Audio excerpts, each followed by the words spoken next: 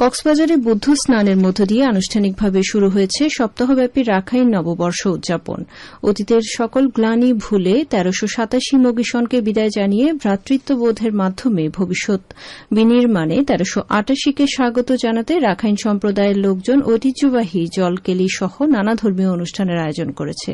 আজ সকালে শহরের বার্মিজ সরকারি প্রাথমিক বিদ্যালয় প্রাঙ্গণ থেকে বর্ণাঢ্য শোভাযাত্রা বের করে রাখাইন শিক্ষার্থীরা। শোভাযাত্রাটি বিভিন্ন রাখাইন পল্লী প্রদক্ষিণ শেষে কেন্দ্রীয় অজ্ঞমেধা বিহারে গিয়ে শেষ হয়। পরে বৌদ্ধ ভিক্ষুর কাছে ধর্মীয় প্রার্থনা করা হয়। সংশ্লিষ্টরা জানিয়েছেন, আগামী ১৭ এপ্রিল শুরু হয়ে ১৯ এপ্রিল পর্যন্ত চলবে সাংগ্রে পোয়ে বা জলকেলি উৎসব। এই উৎসবকে কেন্দ্র করে ইতোমধ্যে রাখাইন পল্লী সহ প্রতিটি বাড়ি সাজছে নতুন সাজে।